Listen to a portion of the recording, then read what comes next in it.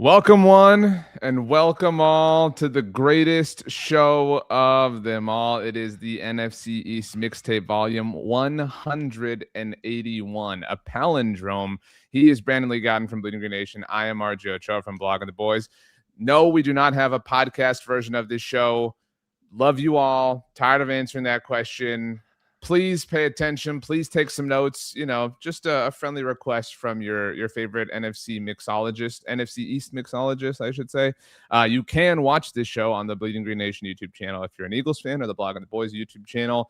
If you're a Dallas Cowboys fan, I don't know why you would be these days, but nevertheless, here we are. BLG, it's Monday, December 22nd. Quick week with the Cowboys playing on Christmas Day, and in the spirit of that, Merry Christmas to you and your family. Ho, ho, ho. Merry Clinchmas. The Philadelphia Eagles have clinched the NFC East for the first time as back-to-back winners of this division. As it says in the title of this episode, the curse is over, finally. And not only will I say that the Eagles, it's not just about that it's been since 2004 that any team in the NFC East has been able to. But the Eagles were the last team to do it, just correct. To be clear for anyone who was unaware, right? But to add more context, like, it's not like every team was right around then. Like, you have to go back to the 96 Dallas Cowboys to look at the last time they did it back to back. You have to go back to the 1990, that was before I was born, New York Giants, who did it in 89 and 90. And then if you're looking at the Washington team, you have to go all the way back to 1984 when they had a run there where they won the division 3 straight times from 82 to 84. So even though there have been some really bad divisions in this time, and there's some real highs and lows, the fact that the Eagles have won 2 Super Bowls within this stretch without repeating is kind of weird and strange. The fact that the Giants did the same thing, a very strange journey to get to this point in time. But here we are with the Philadelphia Eagles finally doing it. I love NFL history, and so I'm glad that you brought up that note as far as the last time each NFC East team. The NFC East is the NFL's most storied division and the most successful division from a quantitative standpoint in terms of having the most Super Bowls, and also it's the only division where every team has won the Super Bowl. I don't take divisional... And multiple times, too. Right, that's true. I don't take like divisional pride. This isn't like the SEC or anything like that, but it is for our literal purposes here on the show. It is pretty cool. And so in that respect, the teams you're talking about, the Dallas, New York, Washington teams, that was in the run of all of them winning Super Bowls. The last when they last won consecutive NFC East titles. And I did want to shout, I wanted to look this up. The 83 Washington team, they actually lost the Super Bowl as defending champions, but if I recall, that team had an absurd turnover differential. I'm looking this up. Like, I want to say it was like plus 39 or something. Like, I've always just kind of weird fun fact. So the Eagles have won 3 out of the last 4 years. I will also add, which also you could argue that in a long time. And I mean, I don't want to take away from the Cowboys in this respect. I will in a lot. But the one that they didn't, the Eagles in this 3 out of 4 year stretch, was them vomiting all over themselves and kind of coughing it away. So it wasn't like they had it stolen, in a total sense, is my point. They did give it away that year for sure. But we're not talking about that year. We're talking about 2025. So I'm sorry. It was plus 43, their turnover differential. They had 18 turnovers as a team and generated 61. And they lost the Super Bowl. That's absurd. And they got blown out in the Super Bowl too, right? From what I'm seeing here. But they did win the year prior. A rare thing where you are the reigning Super Bowl champions and you lose the next year. Chiefs obviously did that last year, so not quite rare in our current moment. Let's see here on the chat. In the chat, Eagles Gruff 52 says, "Thanks BLG. I appreciate the Eagles winning back-to-back NFC East titles in my stocking yesterday." Michael Wright says, "Getting the mixtape notification halfway through my long run is keeping me alive." Wow, on a run and like watching the mixtape like, what's the situation? Be careful if so, Michael. But are you like on the treadmill? Like, what's this? I'm kind of curious. I'm guessing he's not actually watching. Oh, that's a good point. Let me maybe just stop to make the comment. And Miss Felony Strutter says, "You from a Cowboys fan since '76 and filthy. Why are we talking to this dude?" And says, "No, the Cowboys took it away in 2033. Maybe some manifestation." And then I think they're shouting out the 3rd and 30 to T.Y. Hilton in the chat. That was 2022. That was 2022. Even if that is what they meant, that was 2022. Okay. Oh, and Eagles Girl 52 says good thing for realignment or the Cardinals would be holding us back in terms of Super Bowl wins. That's true. Like the Eagles were for a very long time. Until recently when they've won too. Yeah, we were going to do an episode last week, by the way. And I'm coming to your defense on this because some people were like, oh, RJ was ducking the Dallas Cowboys losing to the Minnesota Vikings. That's not the case. We had talked about probably not going to be able to do an episode last week, and then therefore also plan to do it early in this week, in part because we didn't do it last week and also because the Cowboys play again here this week on Christmas. But that game doesn't matter because the Cowboys are eliminated and it's irrelevant, but we are here nevertheless. Also, I have a plug I wanted to get to before it gets too late in the show, and then I forget it. Plug for the Ringers Philly Special podcast meetup, RJ. We're having a meetup. For the uninitiated, I do the post-game Eagles podcast on the Ringers Philly Special with Shil Kapadia reacting to the games. Funny enough, I did not do this week, and we can get into that here as it relates to the Eagles game, and we discussed that. But anyway, most episodes I am there, and you can meet Shil Kapadia and Cliff and Zach Berman and everyone and anyone associated with the Ringers Philly Special who are in town at Chickies and Pete's in South Philly. So come on out on December 30th and from 7 to 9 and check that out. There's more information on, my social media, Shield Kapadia's social media. So go look that up. And if you want to come out, I know a lot of people, RJ, typically when I do go to these kind of meet and greet kind of things or I'm out in the wild, a lot of people say we love the mixtape. So, shout out to those people. The mixologist, they have a name that you've always disrespected.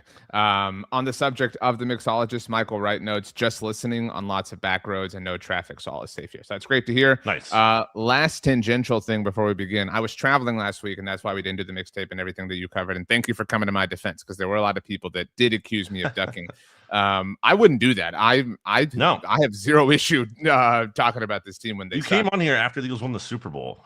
I covered them winning the Super Bowl and then came on to talk about the experience. Thank you very much. But that being said, I also was out of town during the Survivor finale. And so my wife and I we didn't have a chance to watch it. We got back on Friday and we were busy Saturday. So finally watched it. You watched it, and I feel like at this point, I think we should get into that later, just for the sake of spoilers and everything too, and just in case give people more time. But I would like to talk about that later in the show. Okay, that is a tease for later in the show. If you are a fan of Survivor 49, the finale aired last Wednesday, and Survivor 50 is coming up in the spring. Okay, so we can go chronologically. I don't know that we have to cover the games, but we certainly should discuss the teams chronologically. Obviously, the Eagles, they've won 2 games since we last did a mixtape. They blew out the Raiders like everyone thought they would. Yep. And then beat the Commanders pretty handily. I guess we kind of had to talk about the Commanders in the process of this, which is out of order. So whatever. My biggest takeaway was that Dan Quinn was like such a loser with the, like, we'll see him again in 2 weeks. Dude, they just won the division. What are you going to do in 2 weeks, Dan? You'll really show them when it's a meaningless game for their seeding or whatever. Right. I commend the Eagles. I always have commended them. I've long pushed back that Sirianni sucks or anything like that. I don't know that I think that their future is very bright. I would still, I would still. What are you talking about? Well, I mean, you've hated on this team yourself, so I would. They're NFC East winners. They're the only team in the NFL that's clinched the division, I believe, at this point, which is a testament to the division itself. I would still take the Seahawks, the Rams. Okay, you're saying this season. I thought yeah. The long-term health. No. I was like, I like the long-term health of the franchise. No, I think they might lose in the divisional round. It's kind of where I see their ceiling this year. I would take the Seahawks. I would take the Rams. I don't know if I would take the Bears. That I would have to, it would depend on the circumstance and the week. I would have to reserve judgment till then, just on the NFC side. But that's it in the NFC. I would definitely take the Bills. Obviously, if it became a Super Bowl situation, I might take the Patriots. I could be convinced to take the Jaguars if things break that way. But my point is, they're not the force they've been entering the playoffs in past seasons. But I don't think if you're an Eagles fan, that really matters to you. Because I don't think any team in the NFL is really like the force that like just can't be beat. I do like the Rams a lot. I still think they're literally the betting favorites, on when you look on any kind of sports betting thing. FanDuel is a good one, I guess. The They don't really preferred pay one. me directly to say that, but we have in Josh. theory, there's a connection there. Give me some more love here, FanDuel. Anyway, they are, and also I think their resume is so good. Like when you look at their losses this year, they're in it until basically at the final play of every game. It's like the Eagles game. And you can argue that they should have won that Eagles game. I mean, no, absolutely, yeah. Like that game. And the Seahawks game certainly. Like it's not just that they lost by a point in overtime on the road, and it's not just they covered the spread. They were 1.5 point dogs. It's not just that they like lost on the final possession. It's like literally the final play of 2 games against maybe the 2 other best teams in the conference. So now I will say, like, they probably have like the least imposing, home stadium of any team. That's certainly relevant there. Although they might be playing on the road, we'll see how the seating shakes out there. I do think like if they had a legitimate home field, that would actually be like, then they're just like really tough and intimidating. Anyway, but Rams aside, there's no one I'm like, the Eagles definitely, I mean, and I think the Eagles can beat them. They obviously did beat them. The Eagles should be underdogs in that game, for sure. And I would take the Rams to win probably in most scenarios. We'll see how health shakes out over the final few weeks here. But this was an interesting experience for me, RJ, on Saturday as the Eagles played, because I was not watching the game live for the first time in like, I don't even remember since the last time that happened for me in an Eagles game, because my girlfriend Rachel, her brother Jeremy, shout out to Jeremy and Jess, were having an engagement party that day, which was actually a surprise wedding. So originally I was supposed to just go to that event and stay for a little bit until the game started and then head out. But then once there was knowledge of it being a surprise wedding, it was kind of more like, you should probably stay for this. So wait a minute. So because you were involved in a situation like that, but you were in the know for that. So Correct. This was one where you were actually surprised, and that thwarted your plans. You're saying I was in the know. Okay. Not the whole time, but like as it got closer. I mean, still multiple weeks in advance, but not like from the original conceit, I guess. Yeah, because the first time was with my good friends Elizabeth and Holden, and I knew because they asked me to be the officiant for their wedding. So I was like one of the very few people that did. This time I was not the officiant, but obviously I think Rachel's mom really wanted me to be there. She's a big Eagles fan, by the way. So this isn't even just like, oh, they don't care about sports. It's just that sometimes this is how things work out. So anyway, it was really weird to kind of like, I was checking in on the game on Twitter and saw a lot of angst. My dad was there too, and he was pulling up the game. So I saw some glimpses of it, and it was weird for me because I don't know how much knowing the final score before being able to watch it in full like influenced my opinion on it, because it's like maybe I'm just looking at this more rosier than I should because I'm like, oh, they won the game, and I know that. I obviously went back and rewatched it. I didn't feel like the same angst, I guess, that other people had live, and I don't know if that was just because of that or because I don't think this game. In no way am I like, yeah, the Eagles are back on top. Let's go, firing on all cylinders. I'm not like that at all. I just think that things have stabilized a little bit here, which is a positive. And also, like, the Eagles are allowed to enjoy beating up on bad teams when they've had literally like one of the toughest schedules in the NFL this year. They have not had very gimme games on their schedule this season. And the ones they have were like the Giants games, which is also a division game, and they lost one of those. And that was back when the Giants were at their very best this season. Outside of that, it's like the Raiders game. By contrast, look at the 49ers schedule. There's like a 4-week stretch or 5-week stretch recently where it's like, oh, they're playing the Titans and then the Browns and then the Panthers. It's like, give me a break. like they have not had a cupcake schedule here. So they're allowed to enjoy this, and they're allowed to, kind of build some confidence, which I think they sorely needed because the vibes were not good. The energy was not good. And again, I don't think everything is fixed. I still worry about the head coach holding them back because I think there's some signs of that, even from this game, in terms of these end of half scenarios where they're just like, it just seems like they're not even trying to score. Jake Elliott is a concern. When the kicker is missing the amount of kicks he has this year, there are issues here. But they also get Lane Johnson back. They also get Jalen Carter back reportedly this week against the Bills. And so it'll be really interesting to see how they look against Buffalo this week, because it's like, okay, you beat the Raiders, you beat the Commanders, who are down to Josh Johnson. It's all well and good. Not that the Bills are perfect, because they've had some bad losses this year, but they're certainly a contender. They're, I believe, ahead of the Eagles maybe. And I think they're like third in terms of Super Bowl favorites. So if the Eagles go in there in Buffalo and they come out with an impressive win, then I think I am going to be buying this team a lot more heading into the postseason. I have a lot to say. And it's going to touch on a lot of things, and it's going to kind of cross-pollinate with some of the other teams in the division. That's just kind of where we're at in the year. So apologies for the disorganized jumble that my response to everything is going to be. First of all, congratulations to the happy couple. A second of all, was your dad at the game or at the wedding? That was what I was at the wedding. Okay, because you said your dad was there. And my mom and my dad were invited to the wedding. So your dad was kind of your eyes on the game while you were busy, being. I didn't ask him to do that, to be clear.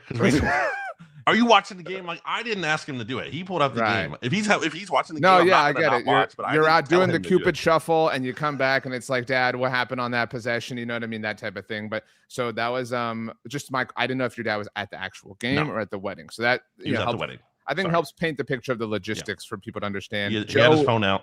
Joe offers that his friend had a wedding on a Sunday in 2018. And they're a Washington fan. That was the Alex Smith Texans game where the leg injury happened, and that the Cowboys beat the Falcons that week. I was at that Falcons game with my dad, just to kind of make everything full circle here. We've also got a fan from Norway here that hopes the Eagles can go all the way. So we are super international. Wow. Okay, so again, where in Norway? I don't know. Let me know. Okay, not in order whatsoever. And some of the things I'm going to say are going to sound insulting. Some of them are going to sound complimentary. So just on the schedule point, because I saw this morning, Josh Dubow of the Associated Press, I got a tweet about like the Eagles schedule thing. Yeah. I'm sure this is a point of pride, and I'm not even like saying you're dumb, but he noted, and some of this I don't like. I think he was trying to grandstand. I don't fully agree with this tweet, but he tweeted out, Josh Dubow AP, Eagles have what's projected to finish as the third easiest schedule by record in the NFC. So that would be based. I don't think you should determine strength of schedule based on record. That's either before including the Commanders and the Giants in there. Okay, again, I'm just talking about the totality of the point. And then this part I think is dumb, but says played the same number of home games as every NFC team. These two data points I think are important. I know that's what I'm saying, like to be like, oh, well, they played 17 games like everyone else. It's stupid. But then he notes that the Eagles have the 11th fewest miles traveled in the NFL and had an overall rest advantage compared to their opponents. Those data points matter. And so that's all I'm throwing that out for context and whatnot. I will tell you how I was feeling during the game since you were, too busy, like, back at the bar, whatever. I was pre-annoyed because it obviously after the Vikings game, it was over for the Cowboys, right? There was no way that they were going to win out and Philadelphia was going to lose out. And so I was pre-annoyed because if the Eagles had lost the game, I thought maybe Dallas would beat the Chargers. We'll get to that in a little bit, obviously. And then they will definitely beat Washington on Christmas Day, which happens before the Eagles play the Bills. And maybe the Eagles lose to the Bills. You yourself said that, you think the Bills are a better Super Bowl contender, whatever. And I was pre-annoyed at the Cowboys playoff life narrative existing for a few weeks. I was so ready for it to be over and done with for all obvious reasons. And I was that annoyed because it looked like the Eagles were playing with their food. That's what the first half was like. It wasn't until the second half when they just kind of were like, we're the Eagles, we're so much better than this team. Let's take care of business and let's put this away. I would, argue, obviously, Jake Elliott is a point of serious concern. I would argue that the run game is still not quite, I think, where everyone wants it to be. But I would also argue on the other side of that coin that Lane Johnson's inevitable return seemingly is probably going to fix all of that stuff. And then I would say that regardless of what happens on Sunday against Buffalo, if the Eagles lose, do not get me wrong, I will get my tweets off and make my jokes. But if the Eagles win, I would not take that and feel like, oh, the Eagles can beat anybody now. Like you're in a boat that kind of sucks, but it's kind of okay. And that you've just got to wait these last 2 weeks. Like these 2 weeks are meaningless for you. The Eagles are probably going to be the 3 seed in all likelihood. And you just have to tread water and wait. Like a win or a loss against Buffalo isn't going to prove or justify anything one way or another. A week 17 game is meaningless to the Eagles at this point in time. I wouldn't say that if they get blown out, if they absolutely get destroyed, I'm not going to feel that way. I understand why people would freak out, but I would not. I don't think it would. I don't think it warrants any massive freak out or any massive like, oh, boom, everything is perfect, everything is great, everything is hunky dory. You have to understand, and I would assume that Nick Sirianni and Eagles leadership do understand this, that they're in a situation where they're probably not going to improve their seeding. They're probably going to be the 3 seed, and so you can somewhat effectively treat these last 2 weeks as glorified preseason bye type windows to set yourself up for a repeat championship. That's how not. That's not how I would approach it personally, from the standpoint of the Eagles are, if they win, I believe if they win their final 2 games, regardless of what happens, like, obviously they need help, but in terms of just them winning their final 2 games, doing what they can control, it's about like just under a 50% chance at the 2 seed. So they're not dead. It's not favorable. The 3 seed is obviously, like you said, the most likely outcome, but if you have a chance to play for the 2 seed, Yeah, to me, I'm not forfeitting the opportunity. Yeah, to be clear. I'm just living in a practical, pragmatic sort of way. especially because we just saw that happen last year. The Eagles got the 2 seed last year, and that happened to the Cowboys the year before when they they were the first team to ever lose to the 7 seed. Right, but my point is, at that moment, it was like, oh, there's no way they're going to be the 3 seed even. You know what I mean? When they were winning the division, or I'm sorry, there's no way that they're going to improve from the 3 seed. But then everything broke their way, and it on paper set up favorably for them. They blew it, but I mean, it was worth doing things on their end. It guarantees you get a second home game in the playoffs if you win the first one. So I think there's absolutely massive value in that. Real quick, I did want to ask before I forget. If, let's say, I don't think this is likely, the Eagles' most likely first-round opponent is the San Francisco 49ers. That's who's coming on, 100%. Yeah. Who are still alive for the number 1 seed, by the way. But we'll see. And actually, that game is... And they actually control their own destiny for the 1 seed. So the Eagles don't control their own destiny, to your point. But the 49ers and Seahawks each control their destiny. And what that means, like the TLDR, is if they each win out. They can't both win out because they play one another. But if San Francisco wins out, they're the 1 seed. If Seattle wins out, they're the 1 seed. If the Eagles, we're recording this on Monday afternoon, so before Monday Night Football with the 49ers and the Colts. Right. If the 49ers win that game, the Eagles cannot win the 1 seed anymore. It's already a long shot, but it's officially dead. So we'll see about that. They lose, then the Eagles are still alive for that as well. Again, very unlikely, but still mathematically alive for that, just like kind of like the Cowboys were technically mathematically alive for the playoffs for a bit there until they weren't. So what's my point? I don't even remember my question for you. Yeah. If the Eagles host the Packers, who are you rooting for in that scenario? Since the Cowboys have the Packers first round pick. So that would, to again explain that, they would have to be the 2 seed in all likelihood, because it seems like Green Bay's most likely path in is as the 7th. Yeah, let's just pretend it. I'm just saying, like, just to explain the how of that hypothetical would be conceived. Or let's say it happens down the road. Let's say somehow they get matched up in a future round. What if they get matched up in the championship game? How about that? Let's make it really interesting. I would be rooting for the Packers because, at that point you're talking about what's the difference between the 28th and the 30th. Okay, so then therefore, let's take a championship game out. Let's say it is the first round or second round. I would still be rooting for the Packers. Okay, fair. Again, I was curious. Yeah, there is a difference. Like, don't get me wrong. Like, I'm not obtuse, but like, what is the general difference between the 26th pick and the 30th pick? You know what I mean? Like, I was just curious. Yeah, I didn't have a point to prove. It wouldn't, if it was a week 3 game or something like that, you can make an argument. You know what I mean, or whatever. Like, and I did make that argument. In fact, when they played one another on Monday Night Football, I said it makes more sense at that time, and this was even before the Cowboys' little rally, to root for the Eagles to win that game than the Packers. So that's my perspective.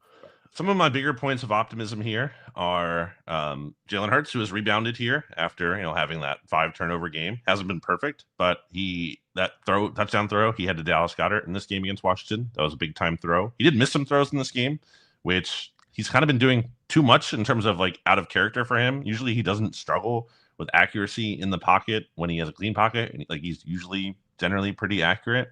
So not sure what's going on there. Didn't love to see those misses, but I think he has rebounded from his very worst stretch he had this season. And I just trust him going into the playoffs. I trust him that he could have some big games in the postseason. We've seen it before. So that's something I look at and I can feel optimistic about. Saquon Barkley seems to be heating up. Not that I ever thought he was the problem with the running game this year. And I still think the blocking, I don't feel great about that. And you talked about Lane Johnson coming back and maybe fixing all that. I don't think that's the case. I do think it helps. I don't think it fixes everything. But I think one thing that makes Saquon Barkley unique, his superpower, if you will, in addition to just his freak talent, is the fact that he takes care of himself so well. And I think that might starting to be show up here, like late in the season. He's just like a different level when it comes to conditioning. And, that some of those, I mean, the 48 yard, whatever yard run it was where he's dead to rights in the backfield. He's about to get tackled for a loss, spins out of that. And also his touchdown run where he's like breaking through multiple tackles like that. Like, I saw something there, like he wants to win really bad still, and I like to see that. I think that's a good tone setter for the team, and I think that is something that could show up in the postseason again, work in their favor. So it's not going to be pretty. I don't think this offense is getting to a point where it's pretty. There's some signs of life. The defense is playing well. They're in the mix, and I'll take that here at the mixtape. The Saquon takes care of himself thing sounds a lot like our old colleague Pete Sweeney's Patrick Mahomes. He refuses to lose thing. Well, I don't think I've ever told you this. I mean, that's Jalen Hurts' thing. It's not been forever at this point, but I mentioned I covered the Eagles when the Super Bowl last year. I roomed with Pete. We were together in our Airbnb in New Orleans, and when we were walking out of the Superdome to go catch the media shuttle, he just looked at me and he said, "Why did Pat refuse to win?" It was really funny. Was he kidding? He was like doing tongue in cheek. Yeah, he was doing tongue in cheek. He was really sad, and I was also really sad because the Eagles won the Super Bowl. So it was really funny, and it was funny because when he first said that he refused to lose, it was really dumb. I don't know if you remember. I wasn't the only person in that show. It was me and Kist, and Kist and I were both like, "Oh, get out!" Like, so it was just a really funny moment. But anyway, I want to be true for a while. I want to be clear that Jalen Hurts won the Super Bowl. The Eagles won the Super Bowl. So like that provides you like lifetime Teflon, like no one can ever take it away. And the performance was amazing. And even the one they lost, blah, blah. But like his sort of MO, and I don't say this in a minimizing sort of way, has been he shows up in big games. So like if he were to have this flat performance in a playoff game, it wouldn't undo it or take that away. Like no one ever takes that type. So I hope my point is very, very clear here, but it would, just make arguing that a little less ferocious in the future. That's all. I mean, he hasn't been perfect in the playoffs. Obviously he's had bad playoff games, but I just do think generally you trust that he could rise to the occasion. By the way, you brought up Josh Johnson and how, oh man, it was a big old deal that, he was brought in, blah, blah. Well, imagine getting to play him in an NFC Championship game as the team's third string quarterback, whatever. So, yeah, Eagles did. Anyway, are we ready to talk about the Cowboys? Yeah, I guess. And they were done obviously when they lost to the Vikings. Like that was their season, right? You can't lose to that team, to JJ McCarthy of anyone at home. And you could argue that they were done when they lost to Detroit, as we sort of did. I mean, that put them in a really tough right. That put them in a really harrowing spot. But yeah, losing to Minnesota was just, I mean, and then they didn't just lose. I mean, they were like 6.5 point home favorites too, I believe, in that game against the Vikings. Yep.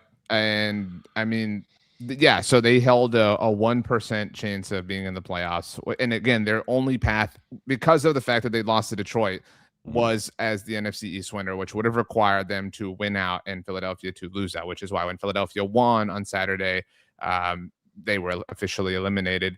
It is the second year in a row that they won't be in the playoffs. First time since 2019 and 2020, which was also the final year of one head coach and the first year of another, in a manner that was handled in incredibly toxic and, poor ways. So what a surprise that, doing that would yield these type of results. It is only the 8th time in Dallas Cowboys franchise history that they've had a starting quarterback throw for over 4,000 yards, now officially, because Dak crossed that line on Sunday, and 25 touchdowns. I'll obviously add to these numbers, which we can get to in a little bit, but only the 8th time. And of these 8 times, and look, 4,000 yards, 25 touchdowns are low numbers in today's NFL, but half of these seasons are Dak Prescott, half of them are Tony Romo. I don't think that that's shocking, and they have missed the playoffs as a team in half of them. And I mean, like, again, 4,000 yards, 25 touchdowns, not like, oh my gosh, you suck, but like that you're not even a playoff team in half of those years. And even then, they only have a playoff win in one of them. Although another one, they were the 1 seed, so they made the divisional round twice when their quarterback was that good. And I think that the national opinion finally is that Dak Prescott's not the problem with this team. I don't think, like, I'm not here to tell you he's perfect, he's amazing. Like, I'm not going to have that argument. But Dak was not the issue for the Cowboys this year. And so they were let down by poor leadership. I mean, I've made all these points a million different times, and the way they've handled contracts. I mean, these issues, I've argued this till I've been blue in the face. This all dates back, if you're talking about the genesis of this particular infection, because people say things like it's been the same thing for 30 years. I don't agree with that. But after 2022, when the Eagles lost the Super Bowl to the Chiefs, that offseason was when Dak Prescott was coming off all those interceptions. And that was when the Cowboys first were eligible to get a new extension done with him, and they did not. That was when CeeDee Lamb was first eligible to get a new extension. They did not. They dragged their feet. They drafted Tyler Smith in the first round to play left guard, and now they're thinking about playing him at left tackle, which is stupid and kind of conniving because they paid him top guard money. But that being said, they didn't do anything in 2022. They were a very good team. They did win a playoff game. I know that you love to take away from that and whatnot, and the Bucks and being below 500 and all that jazz. It's a below 500 team. And then in 2023, they waited the entire, I'm talking the calendar year of 2023. They waited obviously for forever. This was 2023, excuse me. And that season, they were awesome. They were amazing. We talked about the collapse around them that led to them obviously winning the division and taking the 2 seed. They had an embarrassing, horrible, abject failure of a playoff loss against the Packers. You will find nobody who will hate on it more than I will here. But afterwards, they did nothing. And in fact, not only did they do nothing, they did purely toxic things throughout 2024. They didn't make a decision on Mike McCarthy. And like I said then, they should have either fired him or extended him to get rid of and eliminate the lame duck status. Because if they had extended him and wanted to fire him at any point in the future, go ahead. It's just money. Like you could have fired him whenever you wanted in the future, but you created this lame duck nature around him. You obviously brought in Mike Zimmer to be his lame duck defensive coordinator. You dragged toxically, again, narcissistically, the Dak and the CD deals out way into the 11th hour. Dak Prescott got his deal the day the season began. Jerry was fighting with radio hosts, obviously, throughout all of last year. Then he got injured, and then they dragged the McCarthy thing out again into the second week of the playoffs. And then they waited a whole week before Brian Schottenheimer even came up on their radar. And then they built up some goodwill. And people like me, we took the cheese. They're veteran trades. They were smart in the draft. And I stand by giving them that goodwill over the offseason. But they burnt up all of it with the Micah thing out of pride. And then they just stirred the pot even more throughout the course of this season and brought in their friend and Matt Eberflus to be their defensive coordinator and undid his job by obviously trading away Micah. And then chaotically traded for Quinnen Williams, who's obviously a good player and whatnot, but just adds to the extreme nature of it all. And so, this is all the result of several decisions that were made out of pride or in the name of clout or the name of attention or the name of whatever. You and I have had this conversation in different respects about these two teams over the last few years now. It's not fun. Like, I want to be very clear here that a bad day doing what we do is still awesome. Like, yeah. I still have my dream job and whatnot. Like, I'm not asking for any kind of pity or whatnot, but it has felt so much more like work these last 2 years than it did throughout my entire career before that. It is not fun anymore. They are ruining this experience that so many people love. And I think it's understandable, even from their biggest rival. Oh, I think that was poignant. And I don't have much more to add. Just kidding. I have a lot more to add. Number one, I will say that for as much as Dak Prescott was certainly not the reason the Cowboys were bad this season, at the bottom line, it's a bottom line business. It's 2 playoff wins in 10 seasons as a starting quarterback. I saw you tweeting this out on Saturday night, which I didn't even know you were doing from a wedding. And now I feel I was home by that point. Okay. But also I didn't watch the game yet, so I couldn't fire off takes about the game I didn't watch. And also I didn't want to just So you went to your favorite subject, add the Dallas into Cowboys. I was trying to be unique and differentiate myself from all the other coverage. So and that did some numbers. So hey, look at me. Mr. Social Media Clout guy over here. Yeah, I just think when you look at that, and like, so yes, I agree. He's not the reason to blame the season, but the idea, I think there's been, at least from some of the responses I saw, and maybe, this could always just be a small portion of people. I don't know. Is that like, oh, he's just been totally saddled and, it's not his fault. It's like, well, I disagree with that. You will never, I think he has been burdened. There's no doubt about that, but more recently, he's not purely a victim. I agree with that. They were the 1 seed. They were the 2 seed. Like, this is not like, oh, he's on these They garbage were the 1 seed teams. when he was a rookie. I mean, like contextualize it. I mean, they were the 1 seed and they blew it, and that's fair, but they were the 1 seed when he was a rookie. They were the 2 seed, and I just talked about how big of a failure that was, and including from him. He was horrible in that game. Mm-hmm. I mean, so like, I'm in no way saying like, poor Dak in the sense that he has 0% contributed to this. That is not my take whatsoever. That's all I'm saying. but I get annoyed, and therefore there is some like overcorrecting that happens because people talk about, well, he makes all this money. He's the highest paid player in the NFL. That's true. Yeah. It wouldn't be true if they had done things in a more efficient manner. Like there's no question that he is swimming up against a current in a way that not only Jalen Hurts isn't, but that a million other quarterbacks aren't. Like so many other teams or players play for teams that are amplifying their opportunities for success. That's all I'm saying. I'm not absolutely declaring that Dak Prescott would go and win the Super Bowl if he were the Rams quarterback next year, but I think he'd have a better shot. I would love to see it, kind of like you talked about wanting to see Tanner McKee from like a social studies standpoint. I would love to see it because it is more than Dak. And so I got away from this in my diatribe, but the official elimination, and also, by the way, I got all these like they were eliminated when they lost to the Cardinals. Okay, like that's fine that you felt that way, and I'm not even disagreeing with you, but they were officially eliminated, mathematically eliminated on Saturday. That was really annoying for me to put up with. But that being said, what did you mean about the Cardinals thing? Back earlier this like when we created all the like officially eliminated stuff, all these people were like, what are you talking about? They were eliminated. Whatever. I was going to ask you, what you felt like was the end of the season. That does seem to stick out as that was probably like certainly in hindsight the moment where it was like, yeah, this is definitely not going to happen. Like it's not your year at that point. You're like, this isn't the year. And again, I think you could make the argument for the Panthers or the Bears losses, and those don't look as bad because those teams obviously have had different seasons, but they were favored in both those games. Like you noted, they were favored against Minnesota. They were favored against Chicago. Granted, it was on the road. They were favored against Carolina. Granted, on the road. Favored at home against the Cardinals, and favored at home against the Vikings. You can argue that those were the 4 swing points of their game, but then you can argue that they stole the Eagles game and the Chiefs game when they were home dogs to them. So even if you wash them out with 2 of those 4 games I mentioned, that's still 2 more wins on the season for them at this point. So I think those 4 are kind of the main blocks that the failure was built upon. But on the subject of whatever, it's a horrible segue. But so it hasn't officially reached the anniversary yet, but now that they are eliminated, their drought will officially grow to 30 years. And it's something like, again, we have said for a long time because we round up and approximate. You went 52 years, dude. So like, why don't you relax a little bit here?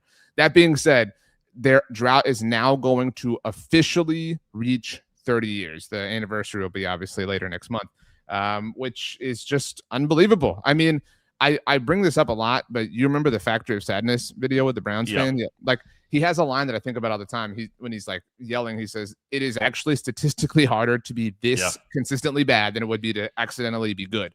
And every team has at least been to the championship game since 2010.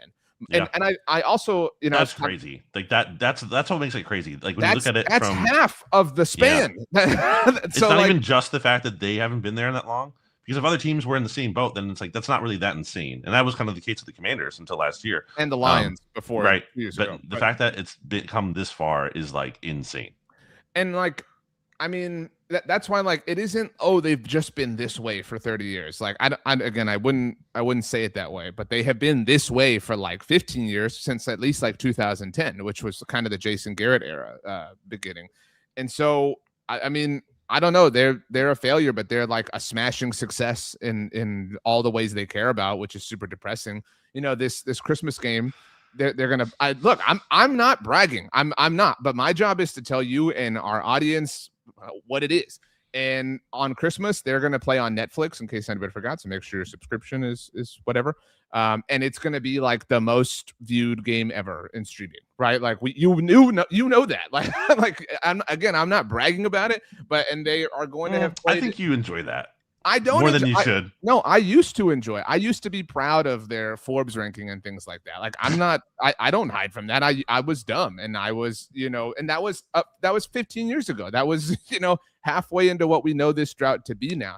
Consider that at the time of their last point of all this, Super Bowl 30, which they won, and obviously won the NFC Championship game, they had appeared in 8 of the 30 Super Bowls. They had won 5. They had appeared in 16 of the 30 NFC Championship games, and they have added 0 to that total. I mean, it's just impossible to just be this way.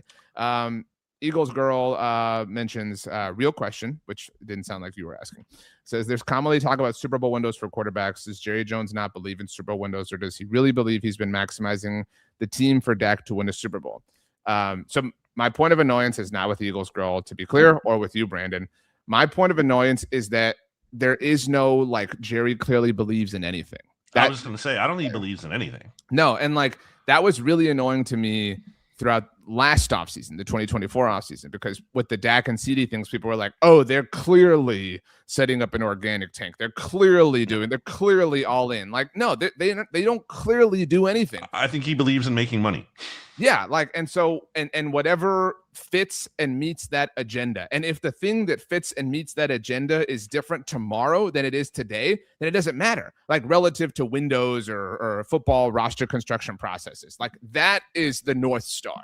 That is the thing that they care about. So we can sit here and we can try like we would with any other competent team and say like, okay, well, so the Eagles have drafted this way and they're doing this. Like they're clearly, building around this contract window to be able to, set themselves up because after that, they'll pay these guys and that will be their window and that's how they'll work and adjust. That makes sense. I fully agree with you. And I respect you wanting to think of things that way. That's not how it works here. Here, it's just, there's a Formula One Grand Prix that's maybe going to, be circling around AT&T Stadium, and the World Cup qualifiers are going to be in the building as well. But other than that, oh yeah, we got 2 first-round picks next year. We'll see who we draft. Let us know what Daniel Jeremiah and Dane Brugler say. What was the Cowboys over/under win total this year? They could still reach. In fact, I think they will hit the over. It was 7.5.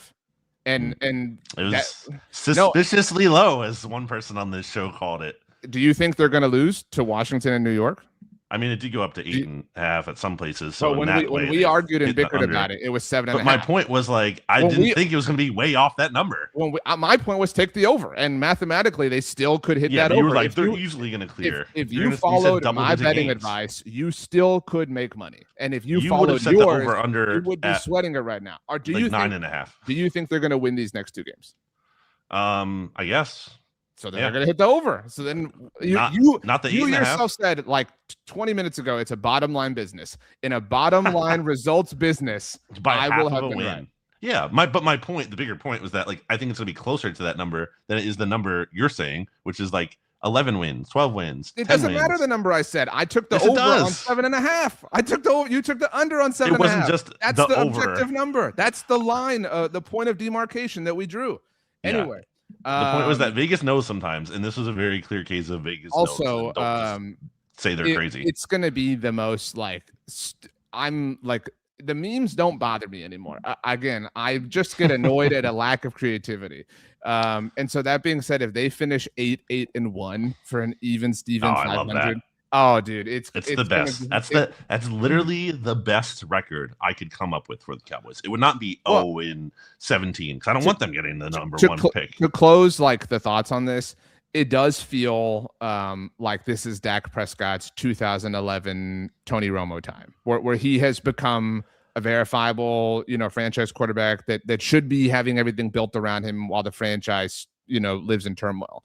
And obviously deals with a head coach that maybe is a bit in over his head, like Jason Garrett. Then, like my point is, Brian Schottenheimer is to Dak Prescott what Jason Garrett was to Tony Romo, and they had those 3 8-8 years starting in 2011, where they lost the NFC East title games to every team in the division, which is just amazing that really happened. But that being said, so to finish 8-1 would really like heighten that fear. Like, oh my gosh, and they're 6-8-1 right now. If you go win these last 2 games, it's going to piss me off so much because I know I made a point a little while ago about how 5 draft spots doesn't really matter, but it will be the principle. Like, what are they doing playing Dak on Christmas Day? They already announced that they are. Like, I know we're kind of spinning forward now. Like, that's so dumb. That is so unbelievably dumb. In a year where you're seeing all sorts of players get hurt and injured and whatnot on a field that has a horrible history, a second field at MetLife Stadium that they play him then. And look, my theory on this, and I don't think this is a shocker, is that if this game was a noon kickoff with the 4th CBS crew on Sunday, they would be sitting Dak Prescott. But because it's Christmas Day on Netflix and they're a new partner for the NFL, that's why Dak Prescott's going to play. And remember this next week, everyone, if they say that they're going to bench Dak and CD and whoever for the Week 18 game against the Giants, that will, tell me if you disagree, corroborate this idea. No, I agree. I really wanted the Cowboys to beat the Chargers. I was annoyed that they didn't, especially because I want the Cowboys to lose these last 2 games because I want the Commanders and Giants to be ruining their draft position at this point, even more than the Cowboys because obviously it is way more higher stakes for those teams literally since the Giants are number 1 overall currently, and currently the Commanders are number 7 overall in the 2026 NFL draft order. My final thing on the Cowboys is that it's the hope that kills. And while I did not enjoy the Cowboys losing to the Eagles, I am glad the Cowboys, certainly in hindsight, had that little stretch there where they could talk themselves into it, because it's not necessarily fun when it's like last year and Dak gets out and the Cowboys are just clearly cooked, because then you're just like, you don't even care about the season. It can't hurt you at all. Like the Vikings game had to hurt you at least a little. It had to hurt Cowboys fans at least a little bit. So I like that. I'm glad that happened. I'm glad the Eagles could clinch the NFC East and wrap it up ultimately and lead to another season with no Cowboys success. So feel good about that. And also like had enough success too, where they can kind of talk themselves into some things, maybe in a false positive, delusional kind of way for next year, which I think you even have a touch of in terms of like, I'm excited for next year. Good. I want you to be excited for next year. I don't want you to be counting it out, because I want to be able to cut your hopes again. I mean, I think that they are, from a variable standpoint, positioned to do some what other teams could do in an impressive way. Like a standard, like arbitrary NFL team could have a good offseason with the situation that the Cowboys are in. That's my point. I'm sure they will. But I in no way trust them. You have to apply that tax here. You have to understand that you're not dealing with an NFL team here. Like that's like I've understood this for a lot longer than you, because you still don't seem to understand that. Like they are not trying in the same way that the Eagles are trying. I know so I mean, will I be excited about whoever they draft in the first round, the 2 players, if they don't trade back or whatever? Like, yeah, absolutely. Mm-hmm. But I asked this question in our post-game show, and I have a clip that I'm gonna share on social later this week. But like what is the one thing? I'm not asking you obviously, but like the one thing that they could do that would rope you back in? Like nothing. I mean, like, and look, I don't say that's not true. You will always get roped back in. Well, I will always get roped back in because I want them to win. Like, right, of course. I'm not even faulting you for that. I'm just saying I love it. But there's not a way I would get roped back into where I would trust them. There's a difference between being roped back in want and in impractical belief and trust. They have no benefit of the doubt. So there's not like they're gonna fire Matt Eberflus in like 2 weeks in all likelihood, and they're gonna act like see our old buddy that we brought back, he sucked. By the way, like I also said this, that they have long said like, well, he's a friend of and he's a friend of the family. Like imagine being that friend who like is getting like hung out to dry by them and used for attention and memedom. Like it's a really horrible thing to do to a person. That being said, I want to believe in them. I want to so badly, which is why I will take the inches that they give and try to extract a mile from them. But there's no objective reason to trust their front office. I want to give Brian Schottenheimer a benefit of the doubt. I want to give it to Dak Prescott and CeeDee Lamb and the players and the people who aren't as infected as the front office is. But it's so difficult when you remember and realize always that they're the ones who control everything. Well, I'm glad they're eliminated by Christmas. Merry Christmas, Cowboys. Second year in a row that they were eliminated by Christmas. Not just missing the playoffs, but eliminated before Christmas both years, which again adds to the embarrassment, is my point in bringing up. I do want to talk about the Commanders and Giants, because I do have some things to say, probably actually more about the Giants than the Commanders. But I will say, and you already touched on it, the loser Commanders, Dan Quinn, who's like punting it on like 4th and 6, like these obvious go for it situations late in the game. And to his credit, was actually very good about being aggressive a lot of the time last year. And it was actually, Commanders had like historic success on 4th down, although turtled up in a huge spot early on in the NFC Championship game, which probably set a bad tone for his team and the rest of that performance, where they got blown out in Philadelphia. But it's just very funny to me, like how tough they're talking at this point. Like this is when you're choosing to show fight here, when you've already been, your season's long gone and you've shut down on your own your starting quarterback and your players are getting like, what is this? This is such loser behavior to act all like tough guy as you're getting blown out in the game. Not blown out, but like well beat in this game as well, and act like you're all tough and mighty. I do think it's weird that Nick Sirianni went for 2 there.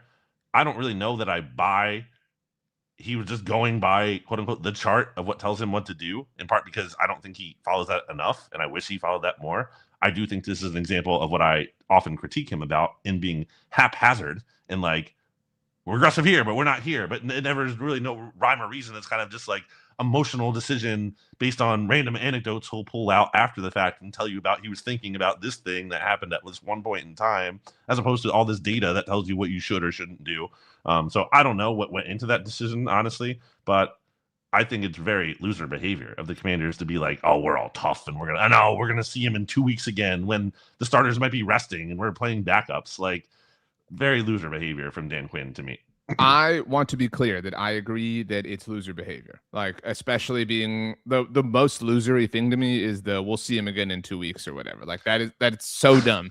But the grace I will give is it's very difficult to do anything cool when you are eliminated like this.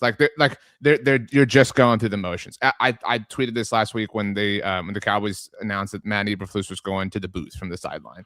And I disagree. I think you can be cool by trying to fight hard in the game.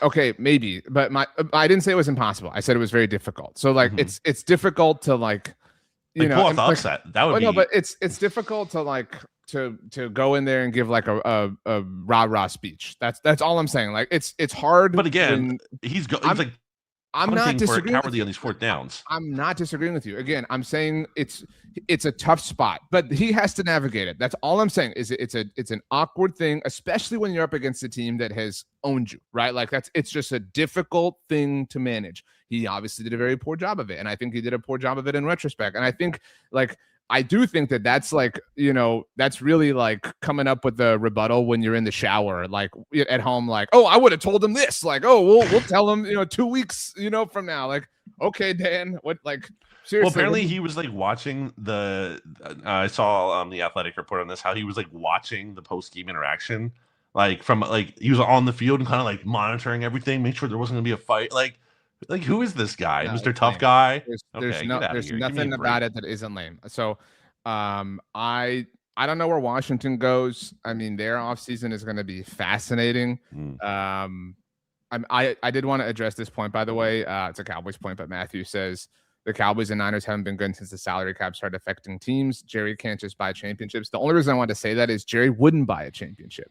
Like, I hate the Dodgers. Let me be very clear about this. Yeah, but I respect the hell out of how they're like, well, we have this weapon that we can use. Yeah, it's not their fault. No, I agree with that. Like, I respect the hell out of their like. They shouldn't self-contain themselves. Like, you mean we can use our immense wealth to win? Like, what a cool thing! I wish my team would do that. You know what I mean? So like, even if there were no salary cap, the Cowboys wouldn't do it. That's the only part I wanted to shoehorn in here.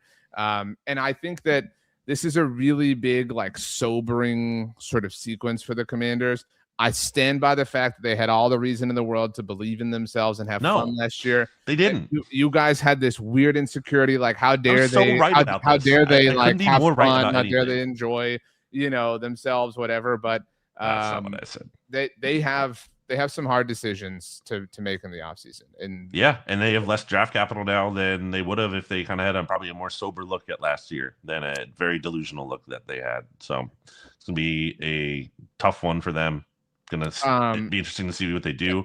Can we get to the Giants? Because I saw I don't know where I saw it. It was on, it might have been a Reddit comment or a tweet or something. So I apologize, whoever I'm not trying to steal this, but it was a joke that maybe the Giants should have actually hired Brian Flores when they sent the wrong text. When was it Bill Belichick who texted Brian Flores and said, congrats on exactly what I think that was the situation. He texted Brian Flores and said, congrats on getting the job. And he was like, what are you talking about? And it was Brian Daboll who got the job.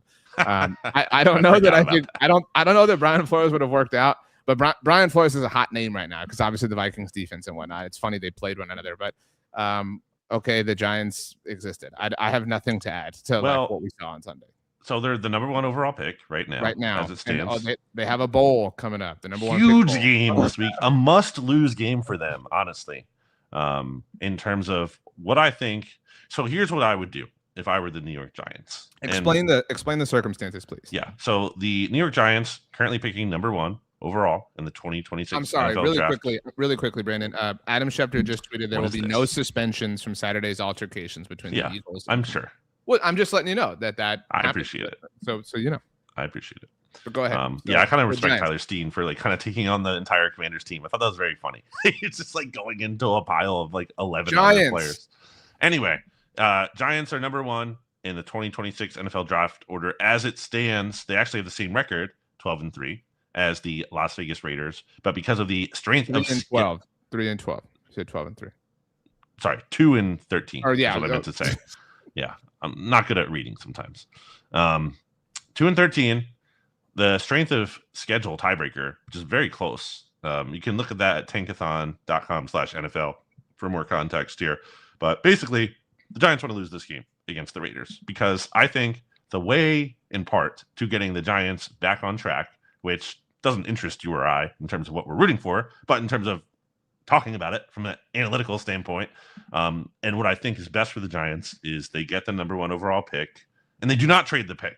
I think it's gone a little too far with just how sure Giants fans and the New York Giants are about Jackson Dart. Look, let me be clear. And I like Jackson Dart. I think I am optimistic about his future in terms of I believe he has upside, but I think the concern is very real as well in terms of I don't know if that guy is going to stay healthy. He plays especially recklessly, and I don't feel great about that. It's obviously coming off a bad game this week. I'm not basing this just on this bad game. But like my point here is that what has he done this season that is like so convincing that you can't possibly move off of it? Like you can't even consider it. Because that's basically the energy I'm seeing from Giants fans. And by the way, those are probably the same Giants fans that felt the same way about Daniel Jones at a point in time. So like this idea that like, oh, the Giants got this guy and he's young, so he must be definitively the answer. And we can't consider. And again, let me also put the disclaimer out there. I don't watch college football to the degree where I know that Mendoza is going to be like this amazing player. But my point is, if he is potentially better, if you could project him to be better than Jackson Dart, you have to consider that. Like you can't just be like, no, we already have a quarterback. It's not even a question for us. If I'm the Giants, I trade Jackson Dart because I think you could get a good haul for him. I take a quarterback at number 1 overall. I fire Joe Shane, get him out of there because he shouldn't be there anymore either. Because this is something that Giants fans have talked about too, and we've talked about here in the NFC Mixtape. One of the issues in terms of why the Giants have been so bad for so long, they have not synced up quarterback, GM, head coach in so long. It's always a different guy picking someone, and then it's never fitting together in the right way. This is your chance if you get the number 1 overall pick. Wipe the slate clean, just start over, get everyone in sync. And if you fail that way, at least you can go down being like, hey, I think like that was a really good way to go about it. But I just think it's a big mistake for them to – it could work out in terms of you could get the number 1 pick and trade it for a big haul, and maybe that haul springboards you into success. Again, I'm not down on Jackson Dart.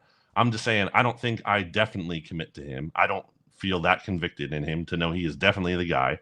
And I might want to get that quarterback at number 1 overall instead. So that's my plan for fixing the Giants. And I think a lot of Giants fans are not even going to entertain that. And I think they're wrong for that. I agree with just about everything. I don't know what you could get for Jackson Dart at this point, but like, if you're good. No, but like, let's just be conservative and call it a 3rd round pick. Like, let's just be again, to be conservative. Would I think even from the standpoint of again, the rookie contract, let's be conservative and call it a 3rd, even if it were that. I think it's a second at least. Fine. It's a second, I would much rather have Fernando Mendoza and a 2nd round pick than Jackson Dart and whatever else. And like, I just and a new head coach who might not like Jackson Dart. And again, I don't have the biggest grip on Fernando Mendoza quite yet, right? Like we're whatever, but like it's just that's the reality of who Jackson Dart has been. Like, and I think he can. I think that there's still potential there, but he's also invited a lot of doubt. I mean, just with his play style, and that's just the reality of the situation. So, and the Giants are so bad. It's not just all his fault, but like I'm just saying, what has he done? What has he accomplished that he just earns this? With like no questions asked. So 2 things here. One, it is a must-lose game. I think about all the time about that game the Jets won when they beat the Rams and costed themselves Trevor Lawrence. Like that just has to eat at you if you're a Jets fan, obviously. But 2, Joe Shane should be gone, to be very clear, no matter what. And I think we think he will be, but especially if you have the number 1 overall pick. Like even if you win this game and it's the number 2 overall pick, whatever, but like it's not just that you're starting a rookie quarterback, window potentially or whatever, but like, and that would be for me like an even larger point of merit to drafting a new quarterback, new GM, new head coach, new quarterback who's number 1 overall. Like you get a full total reset on all this stuff. I did want to forget. I kept this open on my phone. This is only tangentially related to the Giants. So I saw this and I knew it had to be fake, but it actually thought it was real for a split second. It's fake, but it said the Giants are now 11-317 since the infamous boat picture. But they've been so bad that for a second I believed it. You know what I'm saying? And then somebody said, somebody responded, how many losses do you think they have actually had? That was the 2016 season. So it's been almost a decade. How many seasons has there been? 10 9. seasons. This is the 10th. They probably averaged at least 10. So what, 100 losses? In that time, they are 42, 104, and 1. I was pretty good. That was pretty good math at me. I was off by 4. It was. Off by 4 for now. They're hoping you're off by 5. Right. I was including until today. Okay. Are we ready to spin forward? Yeah, let's spin it forward to this week's games. Christmas is gross, dude. There's a game tonight. Do you think the 49ers, they're 4.5 point favorites against the Colts? I think they win, and I would take the Niners to beat the Eagles in the playoffs today. Well, of course you would. Well, and I would take the points because I'd probably be getting some, to be very clear. But. So then, therefore, you believe the Eagles will not be alive for the 1 seed. So, okay, we're just going to put that in. The Niners, by the way, are at this moment in time 4.5 point favorites in Indianapolis. Yeah, I agree. But I'm saying that officially eliminates them from 1. So we'll see from there. That brings us to Christmas Day. Cowboys are 6.5 point favorites at Washington at 1 p.m. Eastern on Christmas Day because the NFL wants to make sure you stay on Netflix. Why does it list it on FanDuel at 101 Eastern? I'm assuming. I think that's there must be a broadcast thing. Certain teams, Netflix is, can't technically be listed at 1 p.m. Eastern. That would be my guess, but anyway, nothing to do with that's anything. The case for the weekend games, by the way.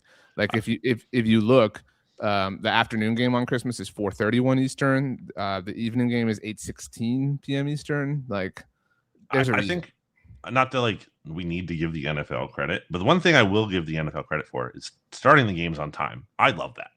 I love how they do that.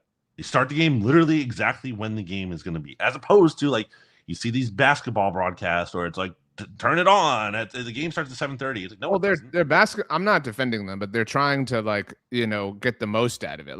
If basketball game A is wrapping up, I hate it. I mean, well, you're still getting to absorb the same content. It's just but you're showing me the pregame show. I don't want to see the pregame show in terms of just tell me when the game starts. Anyway, as I'm dilly-dallying here, I will take the Cowboys -6.5. Looks like it might be Josh Johnson. I think they will win and look awesome, and then they will act like they did something, and it will piss a bunch of people off. So. And again, I want the Cowboys to lose. I want the Commanders to win because I want the Commanders to ruin their draft position right now more than I want the Cowboys to ruin their draft because they're higher in draft order. Right. But I still think they're going to win. The Giants are up next chronologically. Yes. This is the must-lose game for the Giants. So it's in Vegas for what it's worth. And the Giants are... They are 1.5 point dogs. The Raiders are so bad that they aren't even full favorites at home against the Giants. Yep. That is terrible. Raiders showed some life last week. Now, they did get Geno back, as opposed to they were playing Kenny Pickett in Philly. And also, Ashton Genty went off. Well, I think when you lose a game as badly as as the Raiders did in Philly, a lot of teams probably aren't going to lose that badly the week after. There is some kind of pride and hey, we can't play that poorly. That's just kind of pretty pathetic. I think the Raiders are gonna lose. I think they're gonna win the number 1 overall pick. I really believe that. I think the Giants are gonna convince themselves that it was worth it to win. And I hope you're right. I do too. I'm taking the Giants to win. I'm gonna take the Raider. Man, I hate this. Is terrible because I think but the Giants are also just very terribly lifeless. No, and couldn't you see Jackson Dart having a big touchdown and then them flexing and then all their fans being no, as I'm talking about it more, the Raiders offensive line is that's their especially bad weakness. It's totally terrible. And for all the things bad about the Giants, they do Brian Burns is playing, right? He's not on IR or anything. They do have some players on the defensive line who at least, yes, he is playing. and he just had 2 sacks against the Vikings here. Yeah, so I'm going to say, actually, I'm going to change my pick, and I'm going to take the Giants plus 1.5 here. Excellent. Okay, so Which we're would in be great. lockstep. Finally, speaking of eating into home field advantage, the Eagles have done that. The Bills are only 2.5-point home favorites against the Eagles. So I don't know the full extent of the Josh Allen. What was it? Leg tweak was how it was phrased. Man, Doesn't seem to be anything major. Okay, by the way, there are only 2 games on in the afternoon. Can I add to the Giants, by the way, that if they do win this game, they could fall down to like 4. Hilarious. 4. So that's a big difference. Like, it's not just like you're going down one spot; you're going down multiple. I'm not spots. overlooking this. Your point, but like, are you aware of this? There are 2 afternoon games on Sunday. Like just 2. These 2 that we're talking about. The Giants are in Vegas, and the Eagles are in Buffalo. Those are the only 2 afternoon games on Sunday. Yeah, and one starts at 4:05 and the other starts at 4:25. Well, they want that because they want people to tune into the second one to boost CBS's ratings or whatever at the end. Or maybe that's a Fox game. We'll see. But either way, wow. I'm going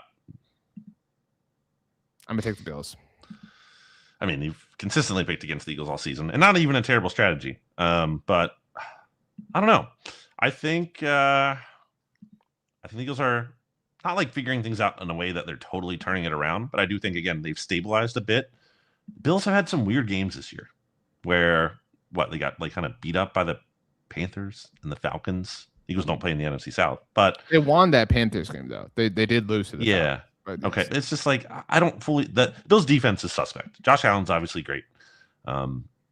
Maybe there's something to the fact that the Bills lost to the Eagles in 2023 in overtime, and they want to get their get back. Imagine not beating them in the Kelly Greens. I can't. I know. So I'll take the Eagles here plus 2.5. Why not? I think they're coming off a little bit of extra rest, having played on Saturday too. Maybe Josh Allen's a little bit banged up. I don't trust the Bills entirely. I think it's gonna be a close game. So even if the Eagles don't win, I do think they cover. I'll take the points here. It's rare that I get to take the Eagles and the points, so I'll do it here. Okay. Are you ready for songs? I am. I'm gonna go first because I have a Christmas related pick here as we are doing our last mixtape before December 25th. There is a song called Christmas / Sarajevo. Oh, 12. Nice. Yeah, it's by the Trans-Siberian Orchestra. It's an awesome 12/14, like the Christmas Eve version, you're saying. 12/24. Yeah. That's Christmas Eve. Instrumental. It's like literally, if you go to Trans-Siberian Orchestra on Apple Music, it's literally like the top song that you can see there. And I mean, just an awesome song. I'm not picking it because of the scene in The Office, because I already knew about it before that scene, but I just was reminded of that scene in The Office where Dwight puts that on, and it's just a funny scene, and that kind of adds to it for me. And it's an awesome song. I don't have a favorite streaming service, and I don't think they do this anymore anyway, but at one point Peacock had I guess the board would be like a playlist of just the Office Christmas episodes. That's awesome. Like that's a really smart thing to do for your users, so I can just go play that and not have to search through each season for them. Sure. So well done. My pick is a shout out to Steven Serta. I kind of associate this movie with Christmas. It's not a Christmas movie, but the movie Tick, Tick, Boom. So I added a song from Rent recently. Tick, Tick, Boom is the story of Jonathan Larson, who wrote Rent and tragically passed away before it premiered. So this is a musical that is about his life in the lead up to writing Rent. But it was a Netflix only movie, and my wife and I watched it at Christmas time. So like I kind of like our lights were off and only the tree was lit. Like I've just kind of got that memory associated with it. It is Eagles Girl says I don't know any other Trans-Siberian Orchestra songs. Yeah, that makes sense. Anyway, so it's from Tick Tick Boom. It's the first song on the soundtrack. No, the Hives have a song called Tick Tick Boom. Tick Tick Boom is the name of the movie, not of the song. The song is called 3090. It's about, at the time, Jonathan Larson turning 30 years old, being a seminal moment in his life. Pretty impressive. Andrew Garfield stars as Jonathan Larson in this movie. Should have won an Oscar for it. Steven and I made that campaign. Yeah, so 3090 from Tick Tick Boom. All right. That's one of our last additions. I guess we have one more of 2025, right? Because I imagine we'll do our next episode before the new year. Probably. Unless football has stopped existing. I mean, and at that, I'd be Mm. fine with that. So Well, we have 29th, Monday, 30th, and then 31st next week to do it if we do it before the new year, which we probably will. Although, what's there even to talk about at this point besides the Eagles, honestly? Michael Wright says, just turned 30 last month and ranging in with 30-90 at midnight. Great choice, RJ. Look at that. Like, what are we going to talk about? Because usually, I mean, it's been a while since, right?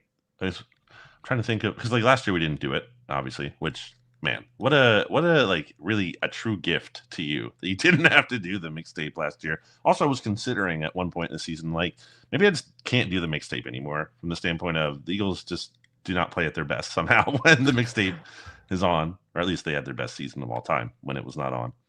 Although we did do it a couple weeks last year, and then we did the episode after the season, so kind of technically existed. Anyway, we'll cross that bridge when we get there, I guess.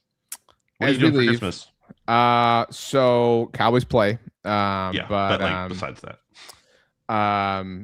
watching my son open gifts, that will be fun. And thankfully Also, the Cowboys play at noon. So tell us your holiday plans in the chat if you're watching this live or back on the replay. I'm very excited. I'll close out with this. When my son sat down with Santa, so Santa said, "What do you want?" My son looked at me, he's like, "What do I want?" And I was like, "Tell him you want a telescope." And so he was like, "I want a telescope." And then he said, "So I can look at the stars." So he's got a telescope that he's going to open on Christmas. I'm pretty excited about it. Wow, that's exciting. Hopefully he doesn't watch this show and get spoiled.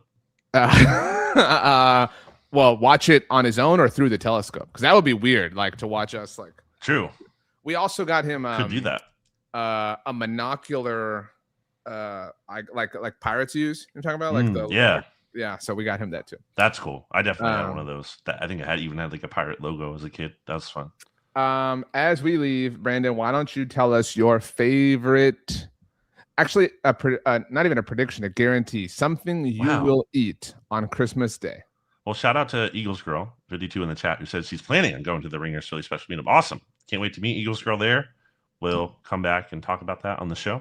Take a picture and post it on your Instagram story and tag me. We really should. Eagles Girl, let's make that happen. I'm probably going to forget, so that's really on you to make that happen. What was the question? I totally got distracted. Something you guarantee you will eat on Christmas Day specifically. Yeah, so for this week, going with Rachel to her parents for a couple days at the beach, where her parents live. So looking forward to that. Christmas at the beach for it's cold for those who don't. So you did Thanksgiving at the beach. Now you're doing Christmas at the beach. No, we did not do Thanksgiving at the beach. We did Thanksgiving at Rachel's place. I could have sworn you said the beach then. Maybe you've been talking Christmas at the beach. We did do my birthday. Halloween. I knew you did. We did Halloween, which doubled as a birthday celebration for me at the beach, which is fun. Yeah. So we did Halloween at the beach. Now we're doing Christmas at the beach. So I'm looking forward to that. Although it's technically just a couple days before. Then visiting my parents on Christmas Day, which is also my mom's birthday. Shout out to my mom. Happy early birthday to my mom and my aunt Holly, who is her twin. Both of my parents are twins. Fun fact. Not with each other, obviously, but separately. I always feel the need to clarify that. What am I going to eat on Christmas Day itself? Yes, something you guarantee you'll eat. My mom got frozen pizzas from a local pizza place for us to eat, so I'm definitely going to have that. Shout out to twins. Oh, well, last thing is Survivor. Oh, yeah, sorry, Survivor. Well, again, I'm going to give people a 5, 4, 3, 2, 1 spoiler warning. If you want to get out of here, you didn't watch the final finale results of Survivor 49, get the heck out of here because we're talking about it now. Congrats to you on being right with your winner pick.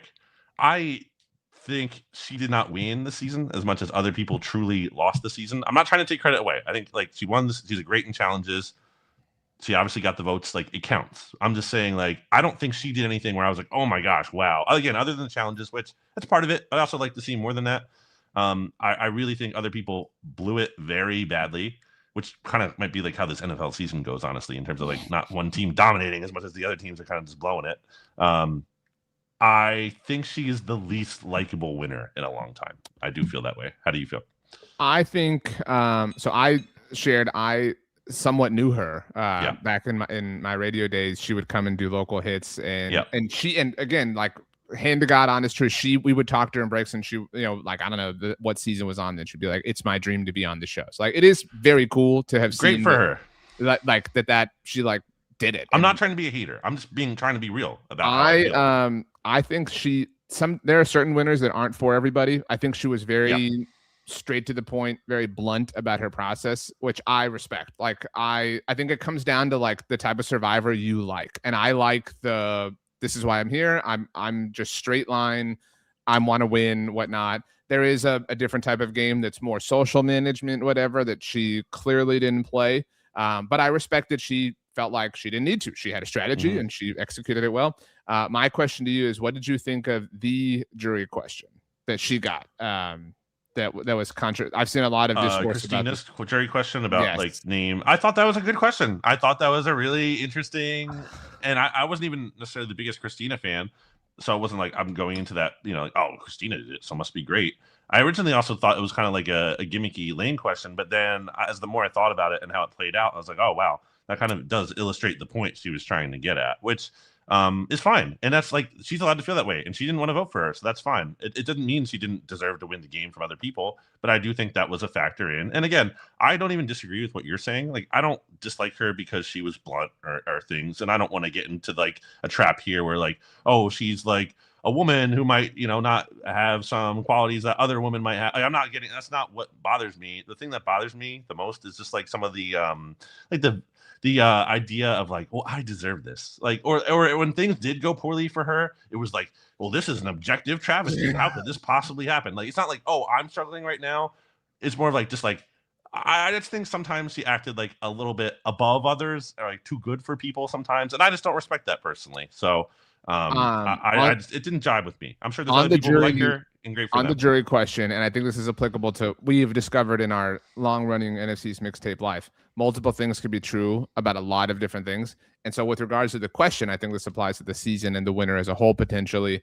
I thought the question was silly, but I also think that you should be allowed to ask whatever question you want. And I also think that as a juror, you should make the determining vote, your determining vote, based on whatever you want to. Like, that's so if that's if I think it's dumb, like, whatever. I also think it was I don't want to call it petty, but it came from a petty sort of place, it seemed, like, in a way to make her look bad. I think she landed the plane as best as she could, but even if it was intended to make her look bad, I kind of like it. I mean, even though I didn't like the question, I kind of like bringing that element back to Survivor. Like, so that was kind of just a cool thing. And I'm, whatever. I thought the worst question was Jawan's "Tell me your why." Like, and I'm glad that everyone was like, it shouldn't matter. Like, my opinion, and everyone can have a different one, is that your why should not matter when you're playing Survivor. I think Savannah did a great job of that answer, to be clear. I agree. I agree with you. She owned her game, and I have respect for the win. I just don't find her personally, and this is rare, because I think that I was trying to think that I watched the Survivor finales typically with my friend James Seltzer and his wife Emily and their daughter, and I was thinking about it after the show with James, and I'm like, I can't remember the last time there was a Survivor winner who was like, I kind of like am bummed about that. Like, I don't really. There's ones who I've been I can answer it for you. It's Chris Underwood. That's fine, but I didn't hate that as much as you did, and other people did. And that's I only hated it though because of the process, not because of him individually. Right. Well, yeah, you didn't like the gimmick of it all, and that's fine. But that's different. I'm talking about, like, the actual. I didn't feel good about that person winning, and that hasn't happened in a while. And that's not to say I've loved every winner, but there's been ones where it's just like, okay, whatever. Like, I just don't even care. I'm kind of like apathetic towards it. This one, I was actively rooting against her, and I actually appreciate that from a TV standpoint. Like, give me someone to root against. Like, I like that. Like, that's fun. Like, I like rooting against the Cowboys. Like, it's fun to root against people. So I'm not saying she's bad TV and shouldn't be on the show. Clearly not. Like, I think, and spoiler alert again, gonna be on season 50. I'm fine to see her again, and I like rooting against her, but I personally I didn't enjoy the win for me. So that was my experience. This corroborates that we need to get either Rick Devens back on the show. It might be too big time. What if he wins S50? Well, that would be the first time a Survivor winner has been on the show. We've had two contestants, but not a winner. So either Rick Devens, and we can work on this, or Dalton Ross, who's been on Blog and the Boys, who covers Survivor for entertainment. But they together used to co-host the Surviving Snyder podcast, but they stopped it when Dan Snyder sold the team because Well, they now survived. all is well and good with Dallas. So that's what I'm saying. We should get Dalton Ross in here, talk about the Commanders. Maybe this is more of an offseason. He'd probably be up for it. Yeah, I think we do it as we get closer to Survivor 50. We could talk Survivor, we can talk Commanders, we can talk Rick Devens, whatever. But yeah, I can't wait to watch Traders, by the way, with Rob coming up soon. Have you watched the first seasons? I don't remember. I've never seen any of them, but so I kind of want to just go into this one, not knowing what to expect. But see our guy Rob. If you have time, but I will. The first season was awesome. Well, yeah, because your football team's good. But the first season was awesome. The second season, it's okay. The third season is, it's worth your time. That's what I'm saying. Like it's worth investing in, even if it's after you watch this upcoming season. So, all right, man. Sounds good. All right. Say the word traders and we'll go. The Dallas Cowboys are traders.